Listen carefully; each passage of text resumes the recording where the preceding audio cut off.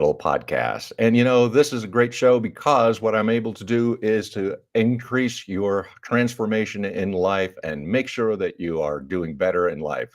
Interviewing authors, leaders, and change riskers who are going to give you the wisdom and practical tools you'll need to survive. What if the very challenges meant to hold you back became the foundation of your calling? Andrew Calderella is a living proof that adversity can be reshaped into purpose. Andrew is the CEO and founder of Consulting Ace Inc., where for now over 26 years he has guided organizations from startups to global enterprises in achieving growth, efficiency, and sustainable success. Andrew is the author of The 7 Revolutionary Steps to Living a Meaningful Life and Making a Real Difference in the World, a book that you've got to pick up. In this episode, Andrew shares his personal adversities became stepping stones to his larger mission. Call to action, yes, you can reach out to him at businessconsultingace.com, 7-Way Me, and also he'll give you some contact information. Andrew will implement balance in your business, share his inspiring journey with your audience, and also guide to the principles of the way everlasting success. So with that, I want to welcome Andrew to the program. How are you doing today, Andrew?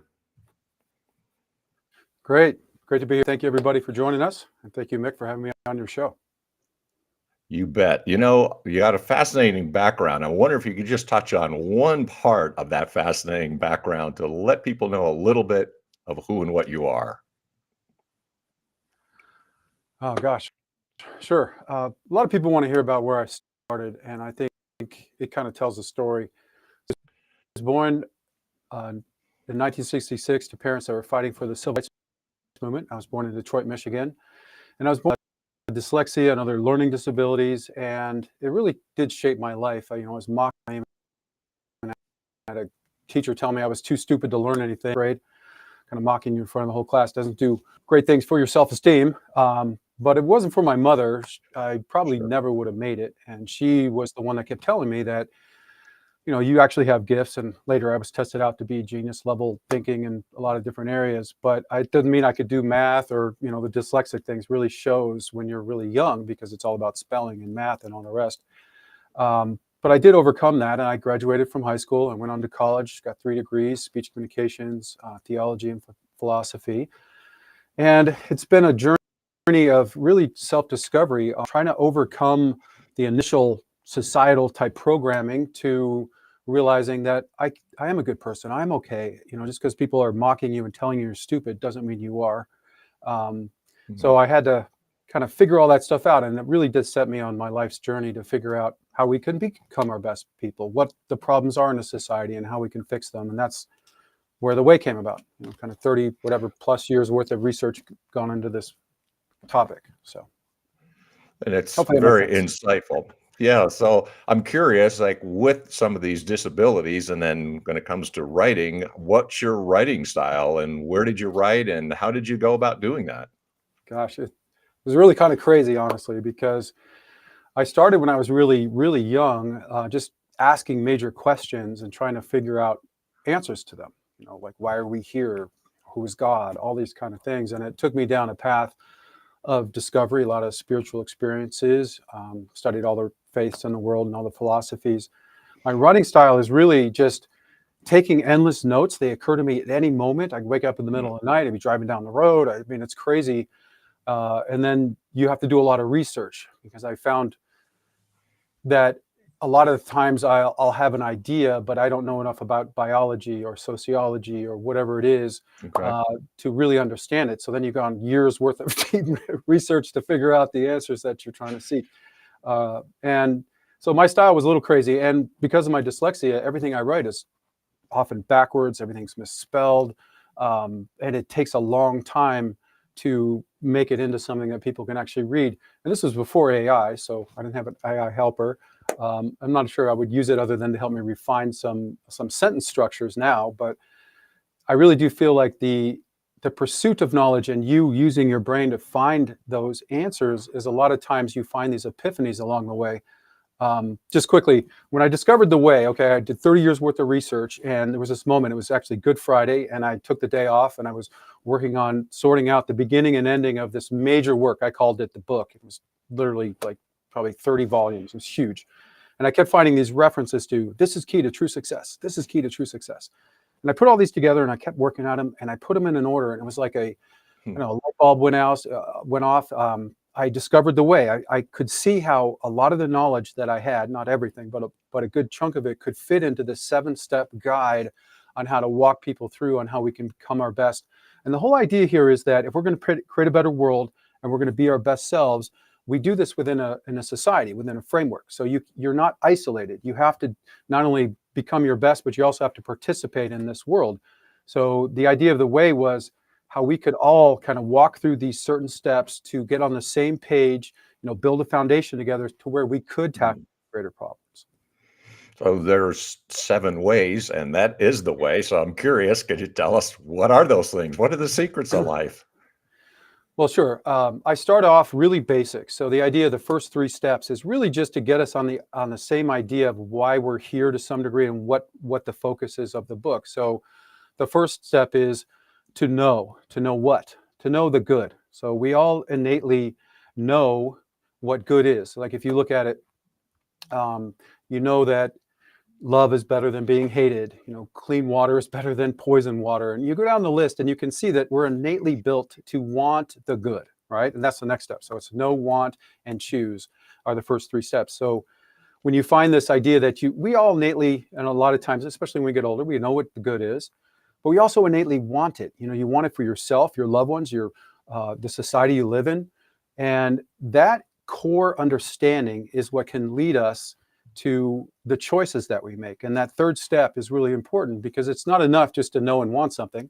You have to literally make a choice in your life and then take steps to realize that. You don't necessarily have to know what the steps are at that point, but you need to make that choice inside yourself that, yes, I do want to be a good person. I would like to participate in society in a positive way. So those are the first 3 steps. And we can go through the rest of them too, if you'd like, but that kind of gets us started at least. Yeah, and I was curious, maybe because you've done a lot of research and reading in philosophy and theology as you go through the way. Are there some philosophers or theologians or particular thinkers you would say that you identified with or you advocate?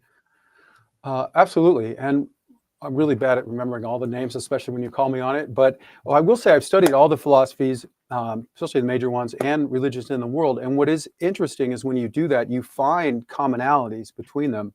One of them that is clear as day is the idea of the golden rule. You could say this in many different ways. It's been said in every philosophy and major religion throughout time. And it's the idea of treating others as you want to be treated. This doesn't mean like if you like chocolate that everybody that you know then gets chocolate. It means considering them, right? Considering their desires, wants, but also in a more broad sense, treating people humanely. It's funny that the word humane is based on human, and we often use it when we're talking about animals, but we need to talk about it when we're talking about each other. Treating each other humanely.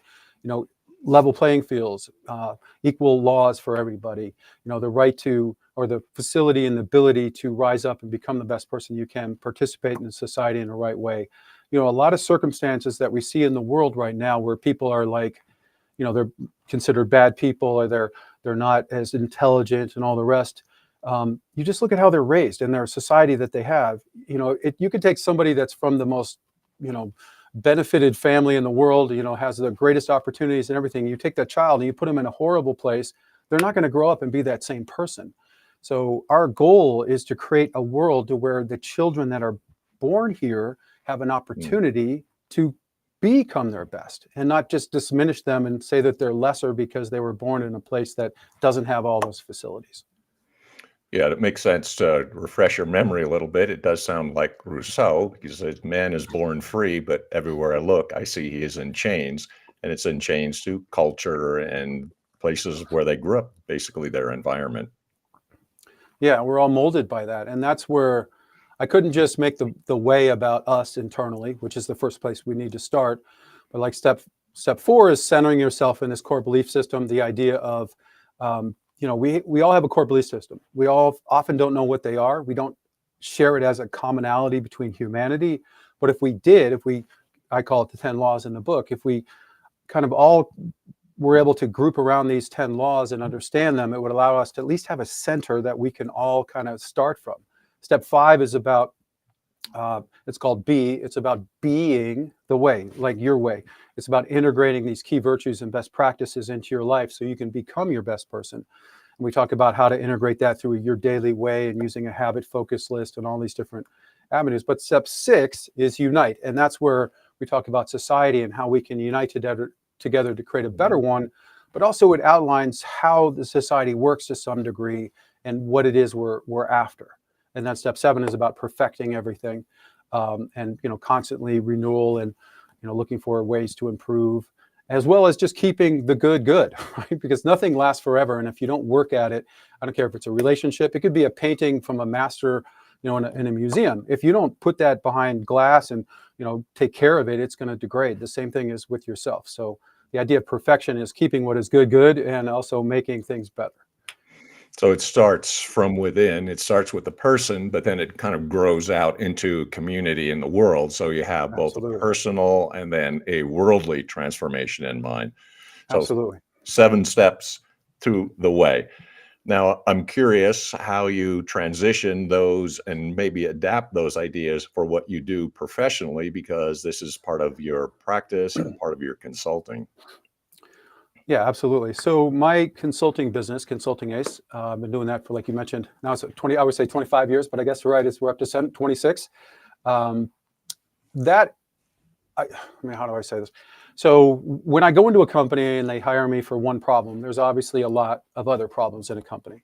And so the main focus of my first step in helping them is to figure out how we can optimize their core systems to make those better, and also find time and money within them so they can do these other projects. A lot of small businesses, medium sized, and even large ones, that is a struggle for them because they have shareholders, or they have budgets and all these things, and they're like, well, where do I get all this extra money to open a new office, to hire these people, to do what I need to do? And if you can optimize like your government tax incentives and credits, your credit cards, your benefits for your employees, and all these different things, they can make you money, save you money. I saved one company over $1 million just in credit card processing fees. They said that would have taken them about $30 million in clients to make that in profit. And they just did that by optimizing one system. Hmm. And again, there's government tax incentives and credits. There's a whole bunch of other ones. The benefits programs are awesome. There's this new one where you can bring on a wellness benefit to your company. It's like health insurance. They give you discounts. Bring on a wellness benefit to help you not use your health insurance. It can save you like $640 per employee per year, plus workers' comp savings, life insurance and health insurance, and all sorts of other savings and abilities. And it really is a way for your company to not only retain more employees, employer satisfaction, less sick days, Hmm. which makes your employees happier, makes your company better, and it saves you money. I mean, it's a no-brainer. Anyway, there's a lot of those, and that's the first step. The second step then is to get into the big things that they want to do. But you mentioned the book and how that works. When you're dealing with high-level executives, often what I find is they don't have a sounding board that somebody can help them with all the different pieces of their company. They might have a finance Right. guy and a tech guy and all of this, but they don't have a guy to help them put it all together, or a woman. Sorry, I don't mean to be sexist like that. But the idea is that they need somebody that's not, nobody can be the jack of all trades. So I make the joke, I'm the ace who knows all the jacks in all the trades you need to know to help make, save, and recover money to optimize your business. So they use me as a sounding board. And when you get into that, you start talking to them about their life and their family and everything else. And what I found is, and I always say this, business is not separated from your life, right? If you're having problems with your wife or your child, it's coming and affecting your business.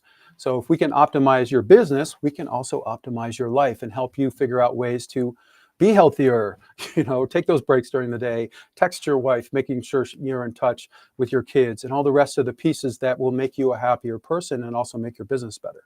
So I do take a holistic approach, and it gets a little complicated, but life is complicated, and we just break it down. I think that's the benefit is using somebody like me, is that I can look at it all and say, well, let's start here. These are the low-hanging fruit. These are the biggest problems. Here's the solution. Let's look at these and implement them as quickly as possible, and then we'll get on to the rest.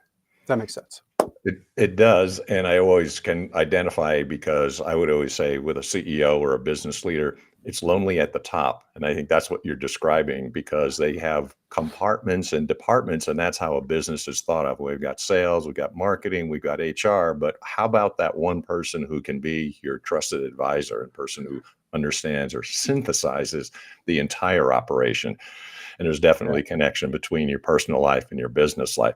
So what kind of companies do you work with, or is there some that you favor, particular industry size, or things that you could say along those lines? Yeah, depends on the service, but most of them are 20 employees or more. I tend to work with little larger businesses on some of the bigger projects, but I also do coaching personally. It just depends on the situation. I don't have a set, system. I can adapt it and customize it to the need. So, it's pretty open in that respect. But generally, it's a little larger companies, sometimes in the hundreds, if not thousands of members, depending on the service I have. It works for some, and others it just doesn't because of the size. So what are some typical companies, or maybe some success stories that you can share, that you said this is what you've applied the way and something benefited, or a company or individuals? Because there is personal success and business success, because I believe they are Yeah. intertwined, just as you said. Yeah, absolutely. Gosh, to give you one example. I mean, there's so many. Like I have this gentleman. He runs a successful company. He was a financial advisor. He has a plastics business, other ones, and he wanted some help with his business, obviously, and just different pieces of it, CRMs, and how to manage different aspects of it. But his personal life had a lot of issues, and it was mainly around his health. He had a new child and his wife, and he was a little older. And he wanted to be there for him, and he had all these worries. So what I did is I helped him understand, one, you're human, so he was really hard on himself, and two, just going through how to optimize his sleep patterns, his food intake, his meditation, his workouts, all of these things, so he was able to get a more balanced life. And seriously, within just a few months, I mean, he went to the doctor and had all these tests and his high blood pressure and all these problems, to being able to get rid of those and not having to take any medications to do it. And now, he's much more balanced and proceeding on his business. And then there's a whole bunch of other stories where people have read the way or talked to me about the different principles in it, and just gained a better understanding of why you're here. A lot of young people too experience anxiety because it took me a long time. When I was young, I always wanted to know, why am I here? What am I supposed to be doing? How do I be my best? What are all these answers? And then, 20, 25, 30, whatever. And you're like, oh, I just found another answer. Oh, I just found another one. It's like, why isn't this distilled so we can get it when we're really young? If you can bring up your kids with the best information, the best habits, all the best practices as their fundamental way of doing things, then they don't have to relearn it going along. And when I talk to younger people, they appreciate that because they want all these answers, but they don't know how to do it, and they don't want to spend 100 years trying to figure it all out like I did. What was the chronology? Did you write the book and then have the business? Or were you writing while you were assisting companies? What was the Yeah. chronology of all that? Well, I started the book. I always say it was really back in college, because that's when I really started to put it into an organized. I call it the book back then. It was just major topics. I had the 4 pillars, self, society, universe, and God, and I wrote in those different areas. So I've been writing on that pretty much my whole life. And before that, I had a bunch of notes in those areas, and that's where I kind of put it in that form. So yeah, I started the business in 1999, and I was writing all before that and up until then and all the way through until the book came out in 2020. I kind of took off almost 5 years to actually finalize it. 2015 to 2020 is when I really focused on just writing the book. So it was a long time. I didn't really realize the way is what it was back in the day. It was really, like I said, the book, it had 4 pillars, but it was huge, and it was more like an encyclopedia of knowledge that nobody would probably ever read. So I wanted to put it in a way that people could understand it, and that was that huge breakthrough that I had in 2015 that I told you about. And then when you had what you thought was a finished manuscript, could you walk us through, because there are aspiring authors who wonder, like, how and do I publish? Do I self-publish, hybrid publisher, traditional publisher? Could you just walk us through that Sure. process? Well, one of the best programs I had to outline my book and take all the notes and the research was the program OneNote in Microsoft. And then what I did from there is I put it into my own book outline. And I really do advise you to do this if you're an author. Don't rely on the publisher to do this, because it's going to make a huge difference when you go through it and do it yourself. So I literally got a template, like you can get the size book you want, how the page is laid out, the spaces, everything. And then I put it in there, and I could see how the titles and the pages broke and the words. And I did all of that myself. And then when I shared it with the publisher, and I had a bad experience with my publisher. I went with a hybrid publisher. One lesson I would really like to convey to everybody is, Sure. before you sign any deal with any publisher, is meet the editor who's going to be working on your book. If you do not have a good editor, it doesn't matter. You can be with the best publisher in the world, but if you have a bad experience with your editor and they don't understand your topic and they start changing things in there because their lack of understanding and removing it, it's going to create a nightmare. And that's what I went through. So I had to really go through and really edit my own book and find my own people to do it, and pretty much everything there. And I don't want to go into the bad experience I had with my publisher, but it became a confrontation to some degree. And I would also say, when you write your contracts, especially if you go with a major publisher, those contracts are always horrible. Like, they take the rights to your book. Anything that is along with that book, they have the right to change it, edit it. They get movie rights, they get everything. Make sure that you do not give all that up in the beginning. That's one of the reasons why I went with a hybrid publisher. So I would own the rights to the book and all the future earnings. I didn't really have an author platform that they talk about and all the rest. So I would say, do your research first, build your author platform. That's the social media, get some followings, give out pieces, go on shows. And then when you're looking for a publisher, meet your author or meet the editor. Make sure the contracts are solid and they protect you in the future. Like, one of the contracts I saw, they had the right to not only edit the final edit to the book, but they had the right to publish it or not. So they could have taken the book and never published it, and my whole work in my life would never have gotten out there. So just be really careful. There's a lot of other things I can help you with there. And that's really two sound pieces of advice: that find the right person to work with as a book coach, as an editor, and also find the right publisher. So that's really illuminating and really helpful. So I'm curious then, since the book, could you tie in, because a lot of authors think I always say this, they're going to fly off the shelves, but you have to do some things on your own, which is publishing. And then what happens? Book launch and marketing and all those aspects of books. When you go into this, you're ignorant, right? You don't know what you don't know. And I didn't know, right? So if you're an established, famous person, they will give you a marketing budget and they go out there and help you usually. But if you're not, it's all up to you. So then, like you said, you have to do book launch. I was able to do it, and I got a bestseller on Amazon, but you have to do consistent marketing, and you don't make a lot on a book. So unless you sell millions of copies, you're not really going to make a living off of that. A lot of people write books to help support, another business around that, whether it be a coaching program or other online, events or whatever it may be that you can make money from, or to support your main business. So yeah, and I also have a foundation that's kind of behind the book that I'm working on getting started, the 7 Foundation. It's about helping everybody become their best, starting a community that's going to combine my work, helping people become financially independent, as well as helping them become their best selves and all of that. So I just say that because I want authors to think about this as not just a book. You're packaging kind of a whole, I don't know, community or a system or something for people to dive into. So you can, if you're looking to make money off of that and live. So. And then in your case, you have a business, but I agree, because a lot of authors don't realize it. Then there are speaking tours, there's webinars, there's other ways of making money from a book, not just the book sales itself, but it also increases your business. You can do more clients, you get clients coming to you, charge higher fees and other things like that. But you tie it into your business, which is really an effective way to be an author. Yeah, I didn't actually do that in the beginning. I was kind of semi-retired. I did pretty well. My whole idea is helping people, and I have agents that work for me, and I help them set up residual income streams for bringing clients certain, services through our vendors. And the residual income streams is really where it's at if you're working. You don't want to work for the rest of your life for the hours. And if you're a business that's always having to find new customers, that's kind of what you're doing.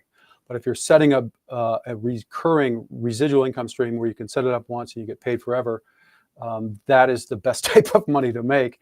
And when I first started, I was doing great, but then COVID hit, right? Destroyed a lot of businesses in America, and that, so I had to kind of go back to work in the sense of helping others build this, I don't know, residual income stream, and then tying it to my book. So I did not start that way, but I'm doing that more.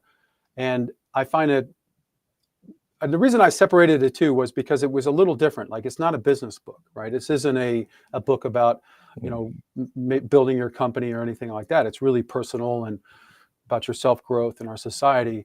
And then people kept saying to me, like, hey, I really liked your book in my business. And I was like, oh, you read my book? Oh, I got to merge this together. So don't feel like you need to keep things separated, even if it's a little different. It does apparently help you gain credibility. Yeah. And people like to know that you have something else going on besides just your work, right? So anyway, I was a little shy on that when I first started. Well, you had talked about some other streams. I think a lot of authors would be interested. What sort of streams have been successful, and what kind of recurring revenue do you have? Yeah, well, that's all through the business. If you look, like the government, pretty much all the optimization services I have that I list on the website in the beginning are all recurring residual income streams. So the first step of me working with a company is to identify them, like just optimizing a credit card processing. You know, I get paid by the vendor. They don't ever pay me. And that's the thing about most of my services too. I introduce them to a vendor. That's the joke, right? Ace, who knows all the jacks and all the trades. I introduce them to the right vendor. They do a deal with them, and then the vendor ends up paying me. Tech is another one. I deal with a lot of different tech vendors and brokers, and has tech. Everybody needs tech, and it needs to be upgraded. And you don't even know. And so you get in there with somebody who knows AI, knows surveillance systems, knows your cloud services, whatever it is, and can walk you through it and then help you integrate it. That's a wonderful service, and those vendors end up paying us residual income streams. So if people are interested in learning about that, I have business owners that use my services to recommend to their clients so they can make that money. I have agents that just do nothing but represent Consulting Ace as a service and go out there and help companies onboard some of these. So if you're interested, you can just go to the website, contact me, and we can help you get started. Well, we've heard a little bit about your background, the process of writing your book, and the consulting, and the things that you do, and who you work with. And you just mentioned it. So now I'm sure we got people who are curious, like, what do you offer? What services, and how do they get a hold of you? How do they get a hold of the book, and what can you provide? What type of services? How do they get a hold of you? Sure. Probably the easiest way, I don't know if you're on LinkedIn, I'm there. My name, Andrew Calderella, is pretty unique. You can search for that and find me everywhere. My main websites are consultingace.com, that's ACE, and the other one is 7wayme, that's the number 7, WAY.me. And I named it that because it's kind of easy to remember. It's like 7wayme, so you're getting all this good stuff and you're going there. Those are the two main websites. And then from there, you'll find the communities just being built. It's going to be the ACE community. ACE stands for Abundance Creates Empowerment. It also works the other way. Empowerment creates abundance. It's the idea of creating or giving people all this abundance, right? So we can empower them to do good things in the world. So just look me up. I'm all over the place. I have my websites. I'm on LinkedIn, and I'm on Facebook and the others. I haven't worked with them a little bit. I lost my social media manager a little while ago, but I'll get back and doing that again soon. And the book, where's the book available? Everywhere in the world, pretty much every store. Obviously on Amazon it's there, but Barnes and Noble, everywhere you search online, you can find it. It's called The Way. You search for my name, 7 Revolutionary Steps to Living a Meaningful Life and Making a Real Difference in the World. Well, Andrew, I know you're a really busy individual and you have a lot to share, but thank you for taking out some time today. I appreciate your time, and maybe I can convince you to come back sometime too. Thank you very much for your time. Absolutely. Thank you. And thank you everybody for joining us today. I appreciate it. You bet. So lots of things you can learn from Andrew and other people, because I want this to be a podcast which is inspirational and informative. And if you want to know more about my own background, I have Burning America and On Track Ian Hunter available at Amazon. And I work with coaches and CEOs, business leaders of one sort or another who have a book and have an idea. So I usually say I'm the idea to author coach, because I've written my own books and I've got help for others as well too. If you want to connect with me, connect on LinkedIn, G. Mick Smith, the Doctor of Digital, and also listen to the next episode. So until the next episode, this is Dr.